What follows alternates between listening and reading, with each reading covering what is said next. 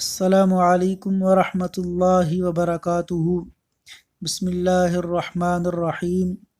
سیدنا عبداللہ بن عامر رضی اللہ عنہ روایت کرتے ہیں کہ رسول اللہ صلی اللہ علیہ وسلم نے ارشاد فرمایا، اللہ تبارک و تعالی ایسی عورت کی طرف رحمت کی نظر نہیں دیکھتے جو اپنے خاوند کی شکر گزار نہیں ہے، حالانکہ اس کا خاوند کے بغیر گزارا بھی نہیں۔